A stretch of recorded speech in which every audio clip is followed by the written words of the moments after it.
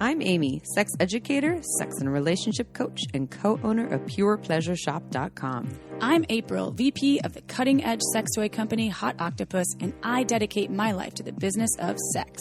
We are on a mission to teach you how to have hot sex, deep intimacy, and how to make your own rules for who you are as a sexual being. Welcome to the Shameless Sex Revolution. Want to learn more? Go to shamelesssex.com. And for 15% off of some of our favorite sex toys, use code SHAMELESSSEX at PurePleasureShop.com. You were listening to a pleasure podcast. For more from our sex podcast collective, visit pleasurepodcasts.com. Well, hello, everyone. Hi, everybody. We're back in action. Guess what? It's happening right at this moment, Chip. Legend has a ball in his mouth. No, because we're not with him. We're in Costa Rica. Oh, yeah. But we are recording this. But I'm sure he has a ball in his mouth. This is the future right now. He probably does. He's sitting at the door waiting for you and missing you, and so is my animal. No. Yes, we are recording this intro ahead of time because we are in Costa Rica as we speak, if all goes well. And so thank you to all of our lovely listeners that are at home and are like, fuck you guys, I want to be in the sun. And just know that someday maybe we'll be able to be united and be together and be more free. But we need a little shameless sex vacation. It's time. This episode is with Rain DeGrey. She was on our podcast before, and she's a phenomenal speaker. She's taught at my shop that I own with my mom. My mom and I still own PurePleasureShop.com online, where you can find all of your lovely sex toys with 15% off coupon code ShamelessSex. You get 15% off. Well, I just said that, so you know what I mean. You know it now. Now it's ingrained. And Rain also has an online class in there, which is about strap-on sex. But we have her here for free to talk to you all and teach you all about strap-on sex because she loves strap-on sex. Okay, and I quote her, not word for word. I remember teaching a class saying, I don't even need a gym membership. I just have strap-on sex with a lot of thrusting and look at these abs. So, there's a statistic out there that when you have 20 minutes of sex, you burn like 500 calories. Obviously, but you have to be active. You can't just be laying there. Yeah. Not the starfish sex. No, it's the actual active sex. Yeah. But that makes sense with a strap-on burning that calorie every second that you're moving your hips around. That hip thrusting motion too, yeah. Which you'll talk about more about the movement, the positions, sex toy recommendations, also who's doing it right. A lot of people think of strap-on sex as happening, one way. It's just, two vulva owners, or maybe people only think it's people doing pegging. So you'll learn a lot more here. And she's phenomenal. But before we dive in, I really want to read a iTunes review. This is something that I don't even know. She hasn't heard it yet. Amy hasn't read it yet. It's pretty.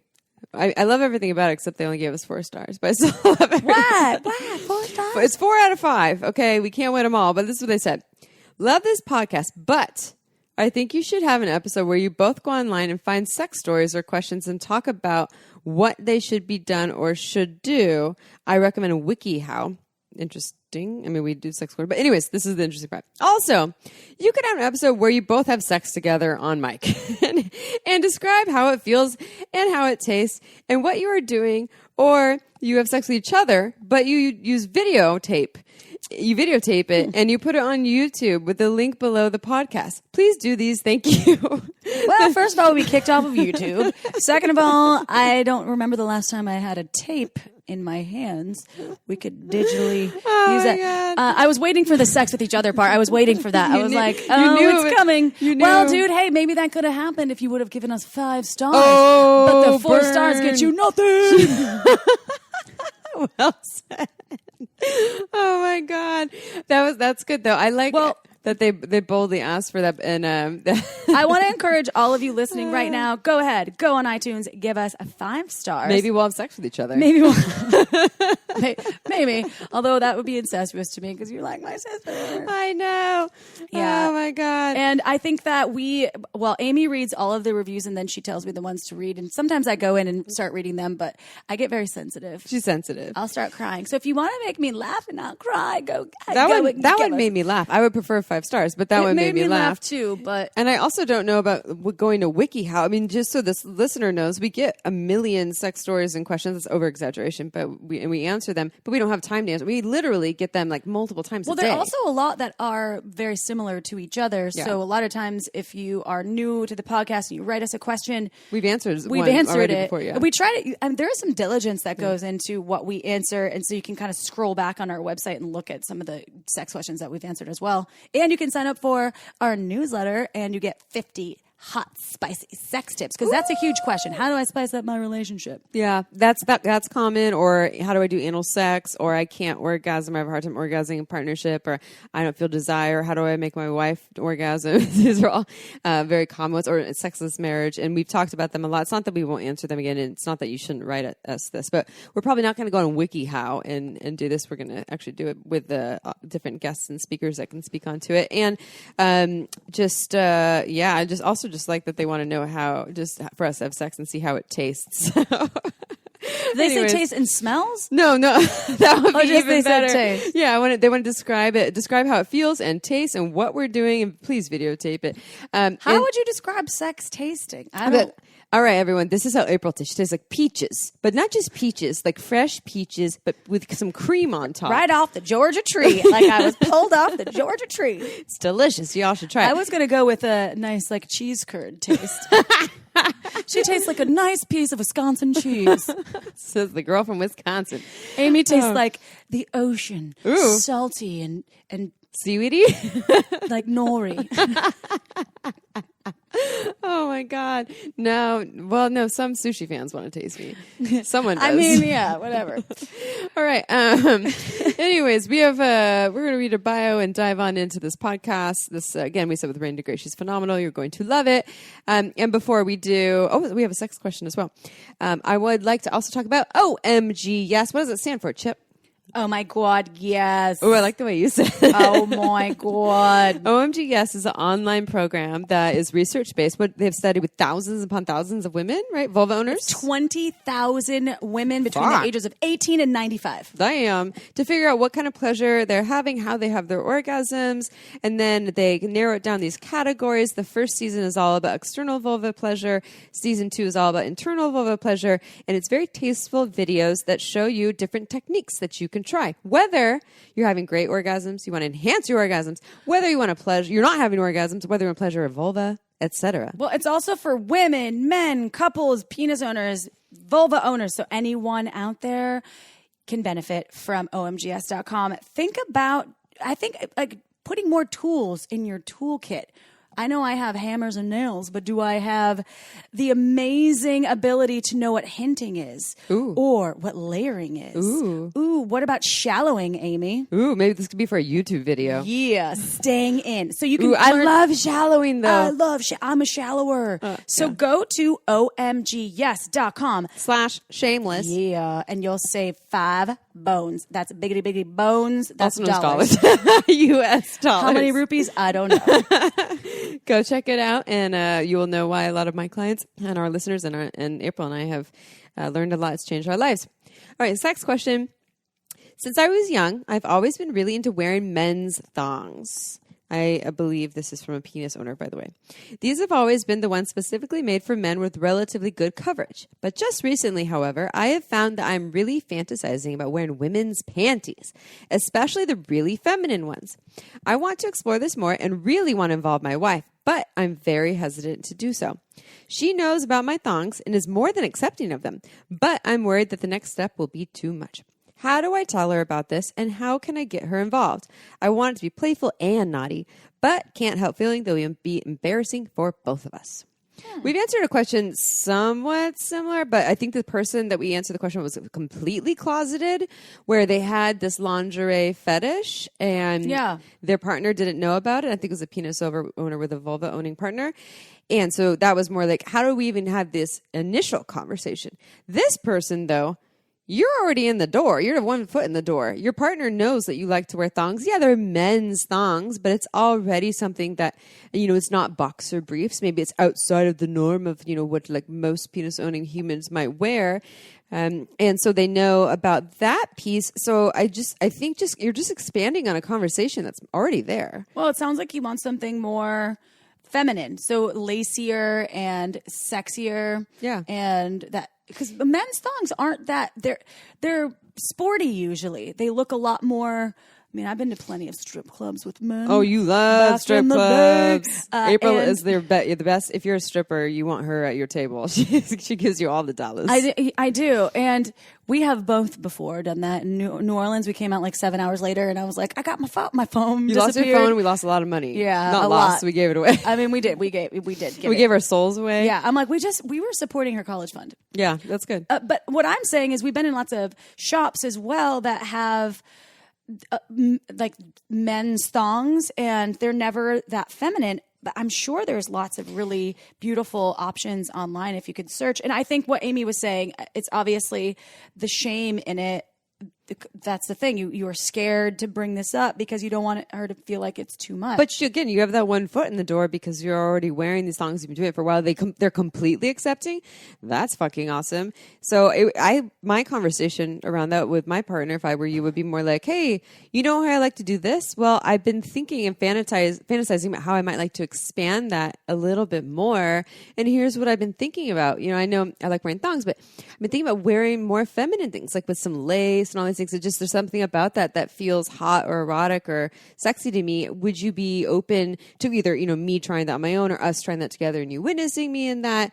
And it's always a risk having these conversations because your partner might be like, no, but I highly doubt this partner is if they're really supportive over this other exploration.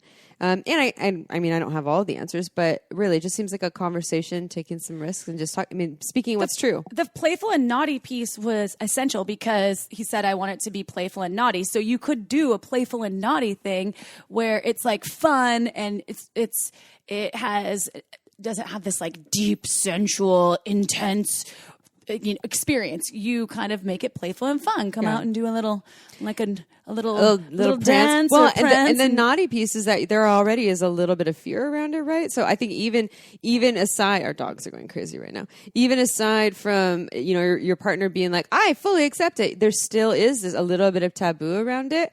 So I think no matter what, it might feel like it has this naughtiness. But yeah, I like what you're saying, April. We kind of play into that. Like, here I am exposing myself. Maybe you want them to shame you, but consensually too. Like, oh my God, I can't believe you're wearing this lace underwear. Or maybe you want to feel sexy and to be like, you look amazing. But actually, you look amazing. Take them off right now, but slowly, and do a striptease for me. Or maybe you want to pull those panties to the side and do a little blowjob action. Oh, slipping the panties to the side. Or maybe some anal. Just kidding. Okay, we're taking it real far. That's beyond what the question is. Are you ready for a bio? I think that's some good advice. And it's always about the conversations. You're fucking awesome. Yeah. I love you. And I think your partner's awesome for being super down with your thongs too. So let's expand that. All right.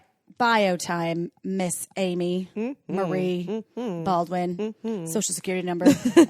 Rain DeGrey is an international educator, writer, presenter, podcaster, and performer that has been writing articles and teaching classes focusing on kink, relationships, and sex education since 2009. Her work has been featured in places such as Playboy TV, Seattle Erotic Arts Festival, the SF Fetish Ball, and more. And in 2017, she was named the dirtiest mouth in San Francisco upon winning the Dirty Talk game show at Dark Odyssey. To learn more, visit raindegrey.com. But first... Did you know you spend 1/3 of your life sleeping? That's a lot of time to not be totally in love with your sheets. It's time to check out Brooklinen. They make luxurious sheets in a variety of colors, patterns, and materials that will fit your style and feel so soft, silky, and sexy. You'll want to spend half of your life between the sheets. So say bye-bye to scratchy, uncomfortable, and not so soft sheets and say hello to Brooklinen because with every wash, they get softer and softer. Brooklinen has over 50,000 five-star reviews and counting. They are so confident you will love their products, they even offer a 365-day money-back guarantee. The time to love your sheets is now. So go to brooklinen.com and use promo code shameless to get $25 off when you spend $100 or more, plus free shipping. That's BROOKLINEN.com and enter code shameless to get $25 off when you spend $100 or more, plus free shipping. brooklinen.com and use promo code shameless at checkout. And now it's showtime. All right, everyone, it is interview time. We are with repeat guest Rain DeGrey, and you've already heard us talk about the intro, actually, because we already recorded the intro, which we don't usually do in this order of operations, but we're going to Costa Rica when this will be released. And I absolutely love Rain. I've known Rain for probably over 10 years now. Rain, yeah, I just dated us. And this topic is perfect. I mean, Rain is a phenomenal sex educator. Probably could speak on pretty much any topic around sexuality. And I have actually seen Rain live using a strap-on in a sex ed workshop. So I know that Rain can talk about this for all the orifices. So, but before we dive into strap-on sex, Rain, let's start with the question. Tell us how you got to where you are today in the field of sexuality. Nature versus nurture, right? I truly believe that I mean, my parents didn't have any stigma around sex. I would say that they were more neutral. They were very much into spirituality, and sex, I can't say was something that was a huge focus of their lives. But at the same time, they never raised me with baggage around sexuality. It was never, this is something bad or dirty or naughty. That certainly helped. And I've used this story before. Unfortunately, you said that, you dated us. I've had to drop this story out of my classes because nobody has heard who Robert Crumb is anymore. He's still alive. He's still around. He's still making art, but people do no longer know Robert Crumb as a cultural reference. And I really was into comics at a young age, and I had seen some Mr. Natural comics that my parents' hippie friends had.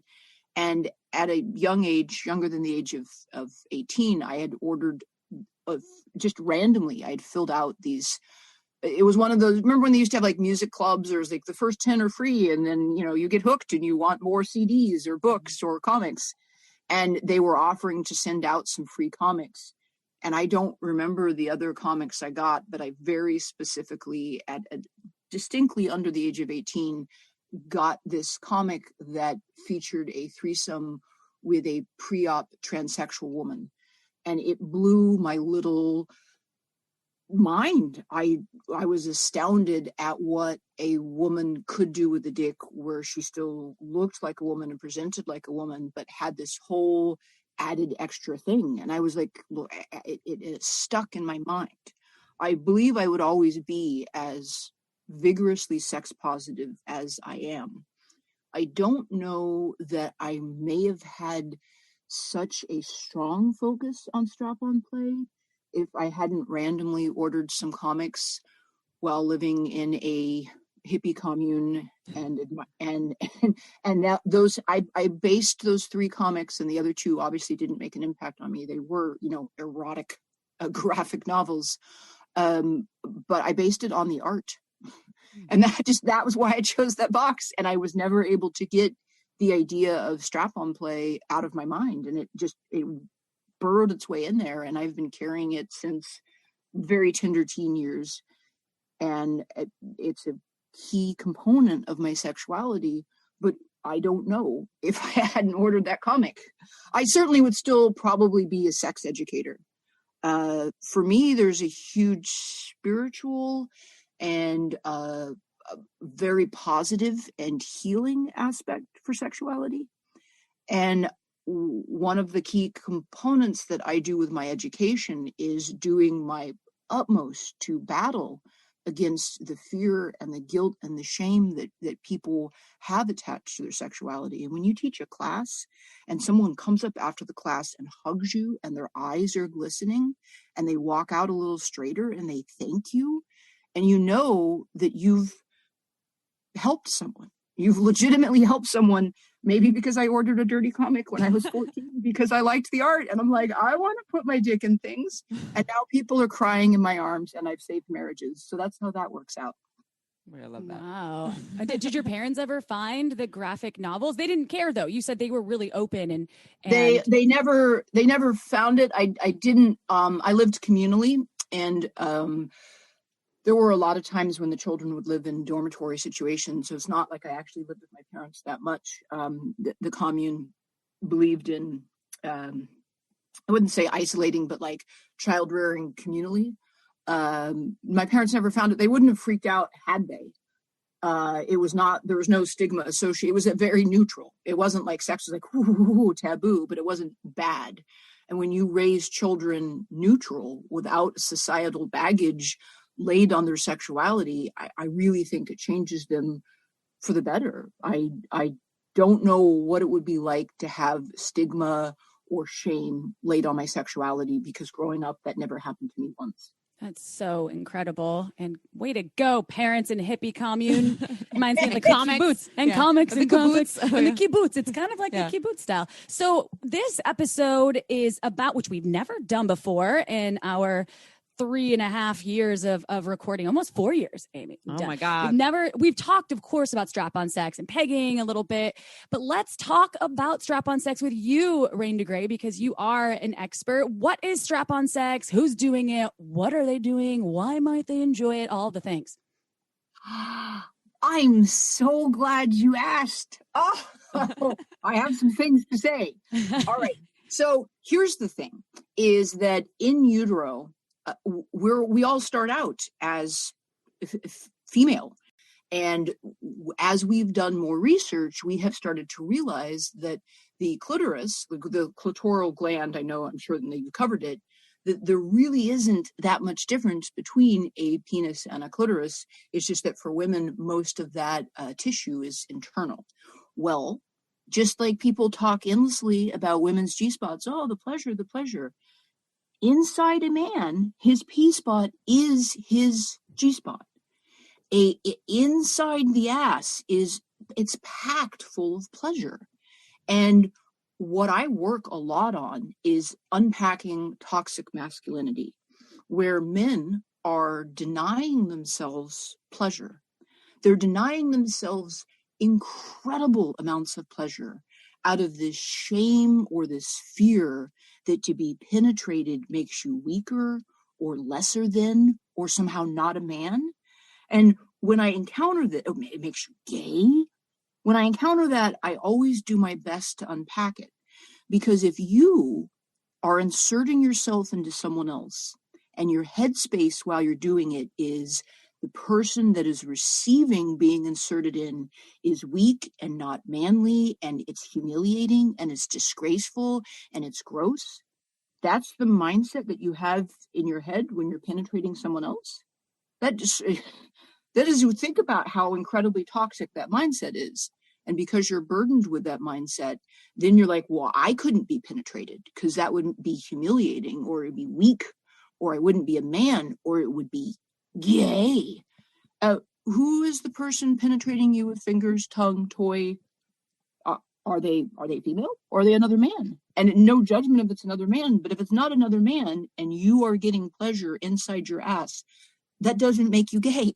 And also, like, I would counsel perhaps trying to be less hung up about that. But if you can't realize that receiving pleasure internally, anally, as a man doesn't make you gay unless you're doing it with another man. There is so much pleasure to be had with strap-on play of any gender and of any orientation.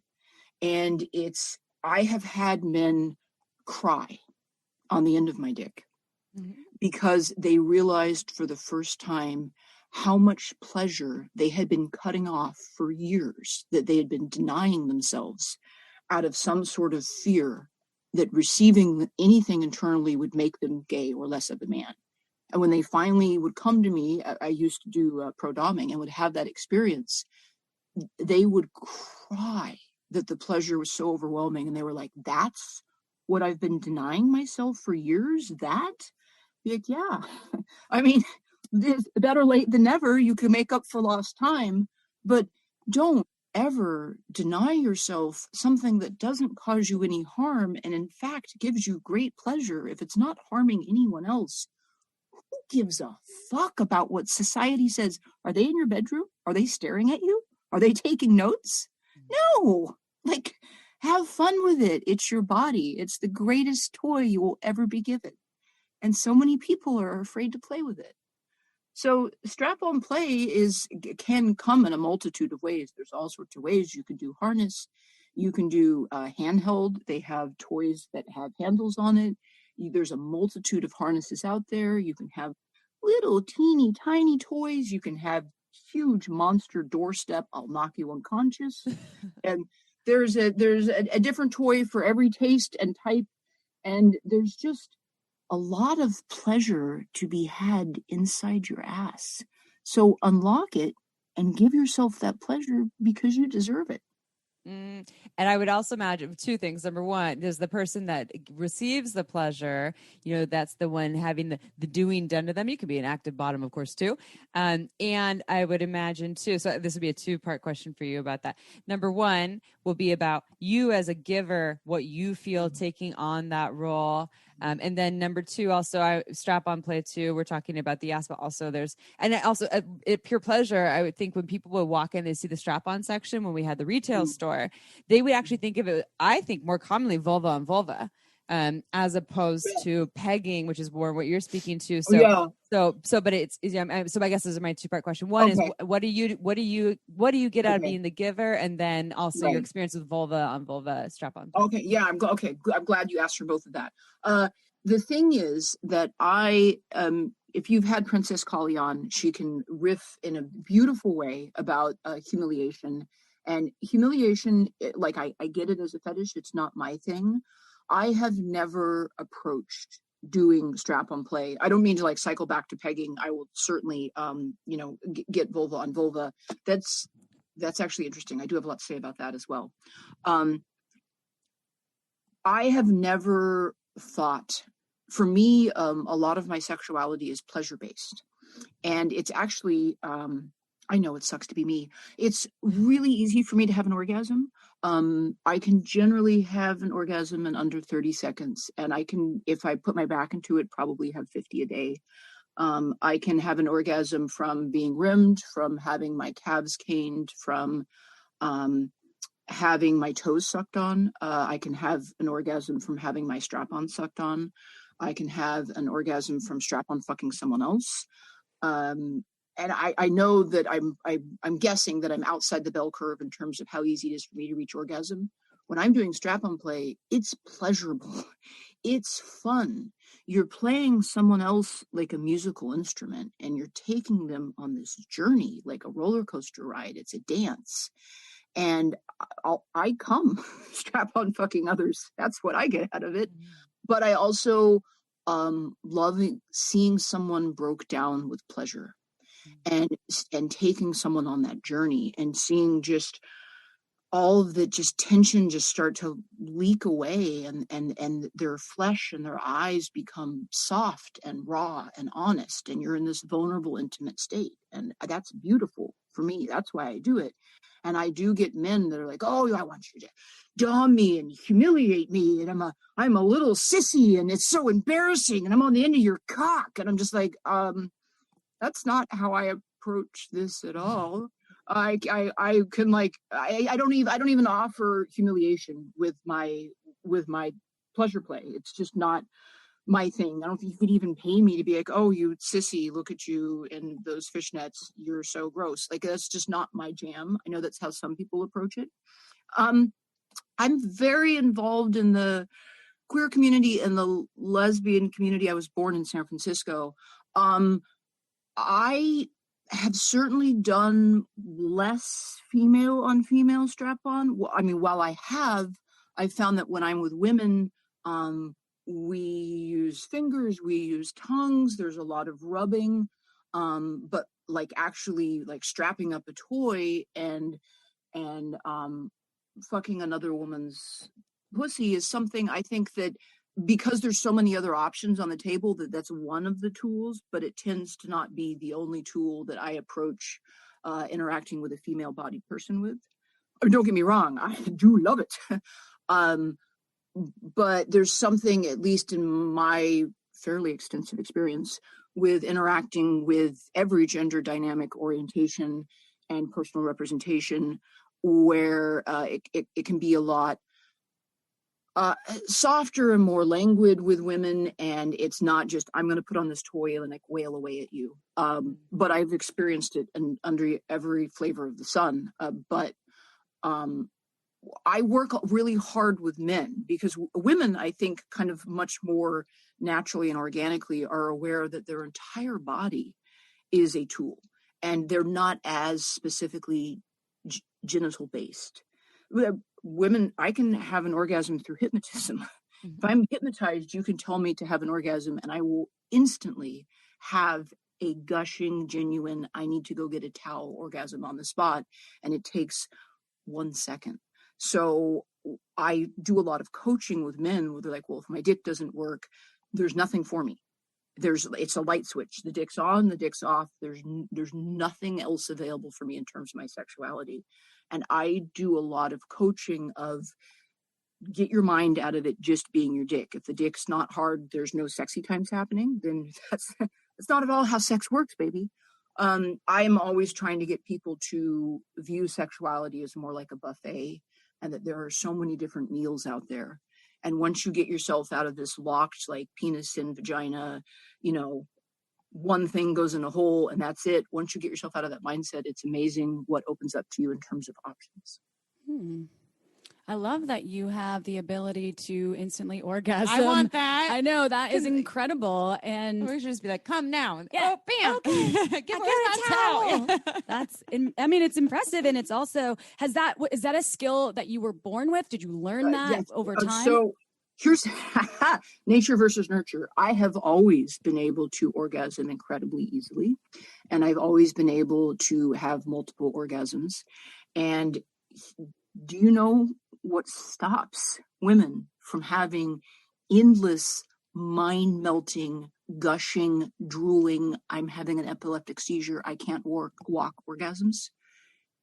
Your mind. Yeah, I was Your going to say the mind. brain. I was Yeah. going to say, The brain stops you. And for me, my brain never got in the way. It was, do you want an instant orgasm? Do you want 50 orgasms? I've done scenes for kink where I have had so many orgasms, I have vomited and lost consciousness. And they've done CPR. They've gotten me a bucket, like whoop, whoop, like. Oh my God. And it's like running a marathon. If you have 50 orgasms in 60 minutes, you too will probably vomit and lose consciousness. Oh my God. That's some a people first. I love it. Like, wait, do I actually want that? But I mean, hey. Wait, I have one question. I remember seeing you on kink.com. Was it Ultimate Surrender, where the one where if you win, you get fucked by a wrestling site? Yeah, I did 4 years, and I ended up being the ref. I had to stop because I cracked a rib. I still have permanent rib injury on my right lowest rib. Yes, I did a lot of Ultimate Surrender. Yeah, I remember. I think I watched that with you, and there was something, and then if you win, then you get to fuck someone else with a strap on, yes. and it was not usually another vulva owner, I believe, but you're in a wrestling match kind of thing. Ring. Yeah. If there's ever a time that you do not want to be strapped on fuck, it's when you are sweaty, don't have a lick of makeup, you look like a drowned rat, someone has just spent 3 rounds kicking your ass, and then they're going to fuck you. And you're like, I have never felt less like having sex with you in my entire life. You just kicked my ass. I can hardly move. Everything hurts. And now I have to, I hated losing so much. I hated it. I won a lot and I lost some. And let me tell you, you're just like, yeah, that's right. Fine. Kick back. One, Bella Rossi. I mean, most people that I wrestled, there weren't enough wrestlers. So we didn't have like weight classes, and I run lean. I always have. I have a lot of endurance. I have a lot of muscle. When you're wrestling someone who has 20 pounds on you, 20 pounds is a lot of weight to shift. And what can you we didn't have weight classes, and Bella Rossi did a fireman's lift. She lifted me over her shoulder, tried to walk me out of the wrestling mat, conked my head against the door frame. I'm seeing stars. She drags me into the bathroom, and then she takes a trash can and she dumps it on me. And it wasn't a prop trash can. It was really the trash can, and it was used condoms. I mean, on toys, obviously, it's not full of people's jizz or anything, but it was all condoms off of the set, and people had washed their hands, and she kicked my ass, wonked my head against the door frame. They edited that part out. Threw not stage, but real trash on me, and then fucked me in the bathroom. Where was the ref for this one, though? That doesn't sound legal. That was the final round. She won. They really put the humiliation in there for the championship match. The woman that lost got dragged into the bathroom, and she got her head put in the toilet and got it flushed.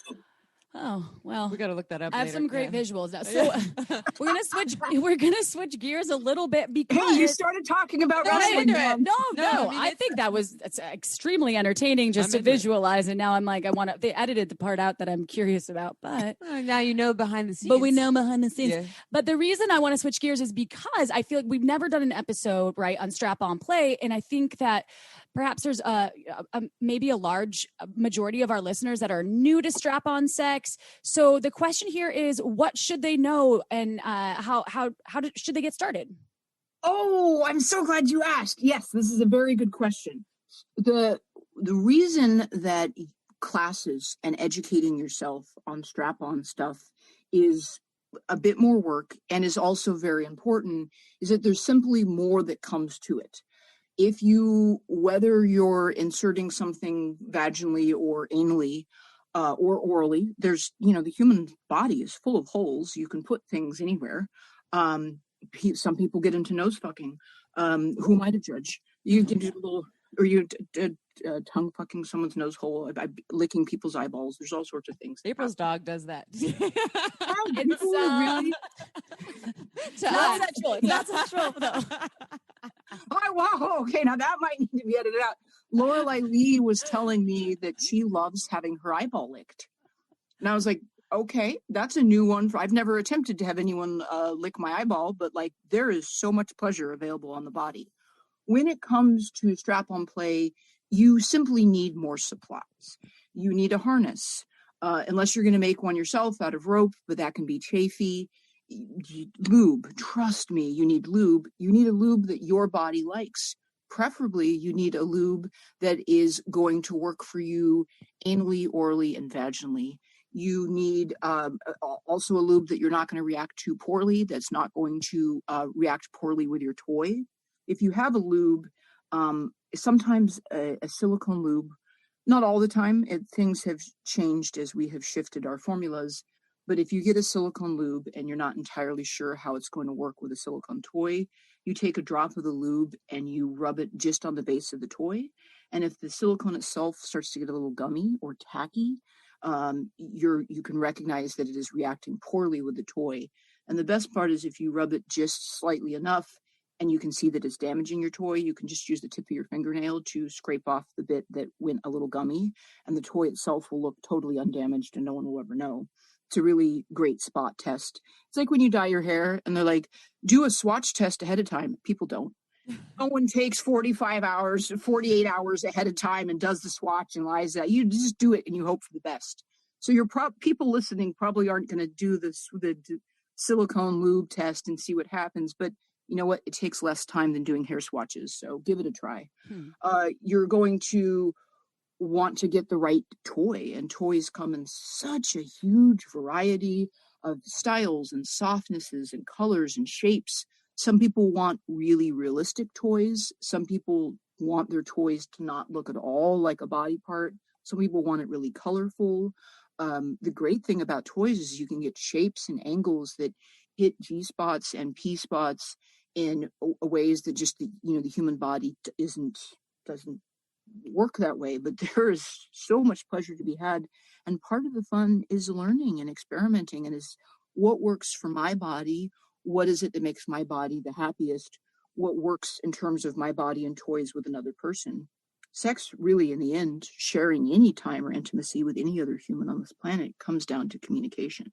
I'm also a huge believer in black towels and not rushing things. You say More towels? black towels, black towels. My friend, if They you hide are the going to mess. have Yeah. if you're going to have a vigorous sex life that does involve any sort of anal play, or even indeed, black towels are the way to go. They're your friend. Brown towels are a little too on the nose. White towels can kind of take you out of headspace.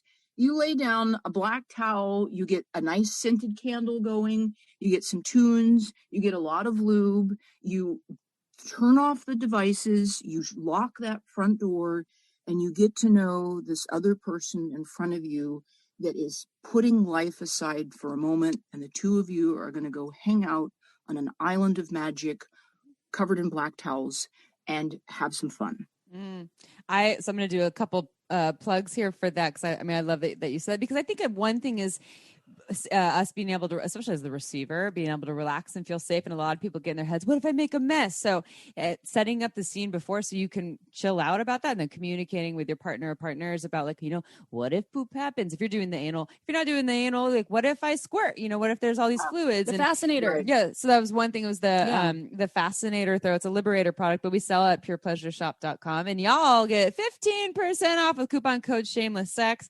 And you can get it in black.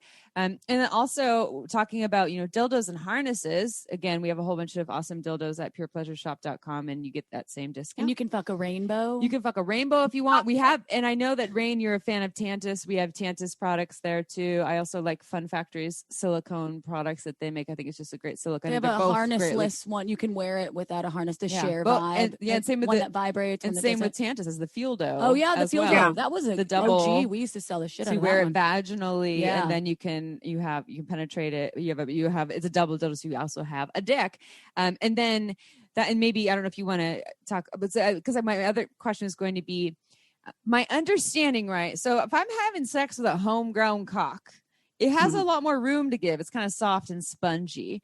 But if I'm having sex with a dildo, all of a sudden it's more firm. And a lot of people automatically think bigger is better. And I know that we can stretch and expand, but what is your advice for people who's trying to find, the right dildo? They're new. Like, we're taking a new person. I'm new. I'm trying to find the right dildo for strap-on sex. What you got? Okay, time for a quick break. This podcast was made possible by Uberlube. It's a luxurious silicone lubricant that enhances sex and intimacy. We receive emails from listeners who have tried Uberlube, and the feedback is unanimous. We never knew lube could be this good.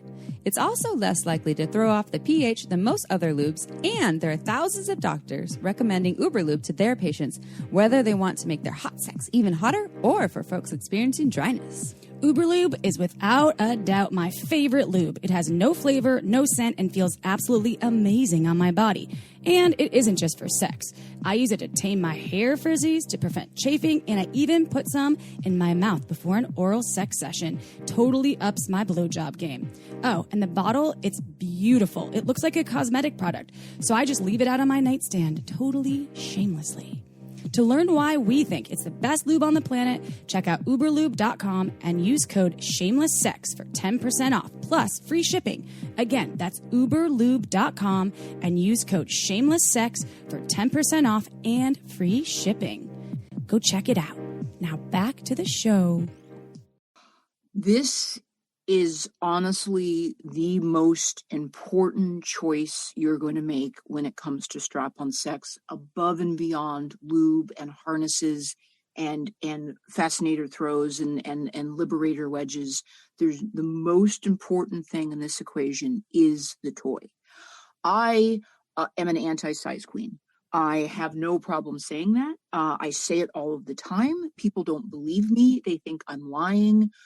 There are 10 loudmouth size queens running around saying that they need to be fucked by King Kong. And the rest of us are like, 5.5 inches and I'm happy.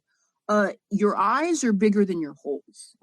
And I have countless times you go into a store and you're like, that seems reasonable. And you get it home and you're like, I can't climb that mountain. That's not going to happen. I, as a personal preference, and I know that not everyone operates this way, I like my toys to be as close as possible to bio flesh as I can get. I don't really do the rainbows. I like flesh toned. I like it to look like me. I want it to be as soft and realistic. You can do dual skin density in terms of toys. Tantus has this amazing product called the Atom. It feels so much like a real dick. It would blow your mind. Vic Skin does really good realistic. You have a firmer inner core and then a softer, more flesh-like outer layer of silicone. The dual density is the way to go. Do not scrimp on sex toys. Don't do it. You're going to be unhappy. I know you're just starting out. You're going to the store. Like, that one's pretty and it's only $25. What could possibly go wrong? Don't do it. You're not going to get your $25 worth. I'm speaking from bitter experience where I went to ye old local sex shop and I walked in. I'll take that harness, that cheap, painful, uncomfortable, cutty harness, and I'll take that toy that turns out is so hard I could pound nails with it, and I'm going to go jam this inside someone. Neither of us are getting much out of it. Or I'm going to spend $150 on a proper harness and $130 on a toy. And before you look at it, you do the lube, the toy, the harness. I've easily spent $500 for a handful. And you're like, that's too steep. Well, I say that pleasure's worth it. And I say that the money invested in proper quality sex toys, you're going to get your money's worth. Whereas if you're trying to just wedge a $25 hard piece of plastic inside someone's holes, nobody's having fun. It is honestly worth the time to do the research and to get something high quality. There's reviews everywhere. You can see photos. A lot of stores will have you can test, or you can kind of see the give of the toy. I vote smaller and softer. And I know, what do you mean smaller and softer for penis-shaped things? Why don't you always want bigger and harder? Not me, baby. Smaller and softer is my jam. That's a personal preference. You can always go bigger, but there's nothing more discouraging than paying not enough money for a cheap toy and getting it home and it's too big and it's hard and it hurts. And with harnesses are really important too, because you mentioned comfort, which yes, right. Like if you buy an uncomfortable pair of shoes and go on a hike, you're going to get blisters and it's going to hurt. So I actually use fuck shorts, and one of my key components for how I do off-camera sexuality. Nothing you see on camera is realistic. It's not.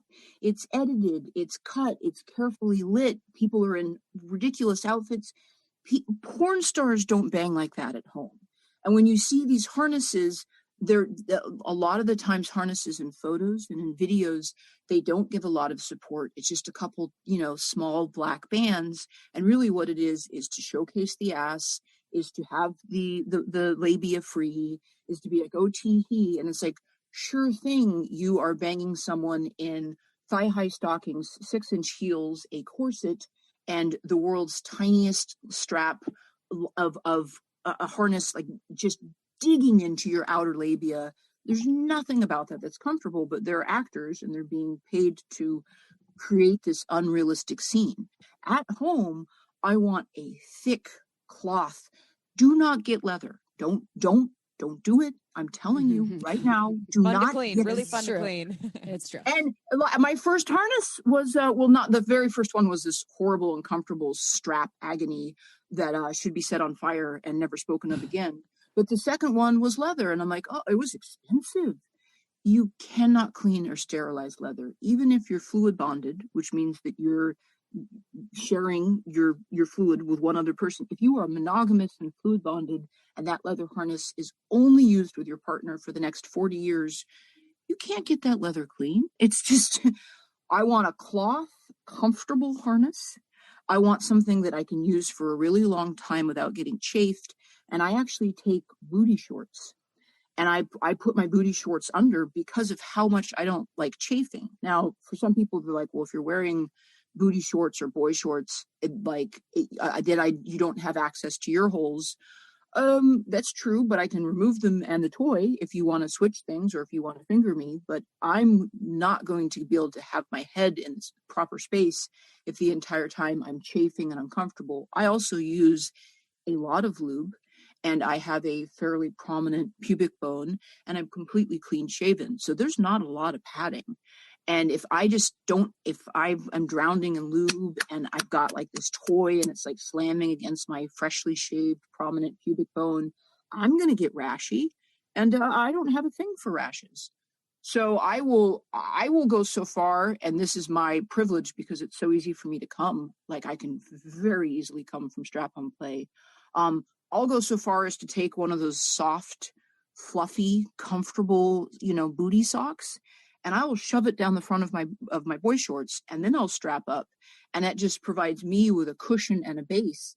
As I get sexy times, I'm getting the fluffy socks, I'm about to shove it down my underwear. It's on. That allows me to do extended, vigorous banging, which is my personal preference. I'm not so much of a romance and a sweet love maker as much as I want to tattoo my initials inside you, but it's to have a sock down the front of my fuck shorts in order to do that properly without ending up all rashy. Wait, I love that. I'm going to tattoo my initials inside of you. And when you talk about fuck shorts, one of the brands that I've been a big fan of was the Spare Parts line that they do, because you're speaking to, like, let's make it machine washable. We're getting a whole bunch of fluids all over this thing. And when I've done some work for Spare Parts in the past, I've worn the harnesses. I've done some strap-on play, not a ton, with the Spare Parts. I specifically wore their thong harness. I watched you do product trainings and be like, okay, everyone, I'm putting the strap on. But the shorts weren't really my jam personally, because I was looking for something that was a more femme thing, so I went for the more femme harness. But the shorts are one of their top sellers, and it's called Tomboy with an I at the end, and they have the brief shorts, but they also have the Tomboy too, which is the longer actual, like it goes longer on your legs, and they have a really nice hole. But when you're looking for a harness, my understanding is you want it to do three things. You want it to, one, look good on your body so that you feel good in it. Two, be comfortable. And then three, actually hold the dildo in place. And a lot of these other harnesses on the market, they're giving you, one or two of those things. And so it might be really comfortable, but it looks terrible, or it looks really hot, but the dildo's flopping all over the place. So, and I do think, you can try, maybe if you want to just, I don't know if I like strap-on play. Maybe I'll invest in just the $30 harness to see how it is. That's fine. That's not going to be your forever harness, though, if you're really into it. Your forever harness is something that is made of high quality, that it will probably still cost you $70 or more, and it will last you for years. And it will be totally worth. There's nothing worse than you're banging someone and halfway through it, your dick falls off. It really does kind of take the magic out of the moment. I love Spare Parts harnesses, and the truth is I was introduced to it while teaching a class at Pure Pleasure. And a Spare Parts harness rep was there and said, do you want to demonstrate this? And I looked it over, and I'm like, I'm not committing, because I'm not going to advocate for anything I don't believe in.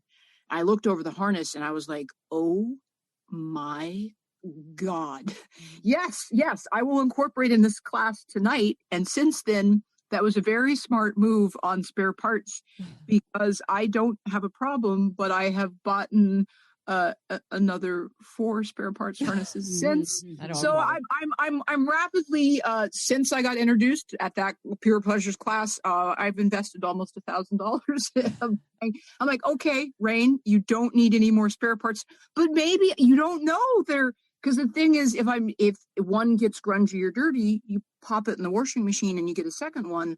I'll have multiple harnesses laid out with multiple toys, locked and loaded, ready to go.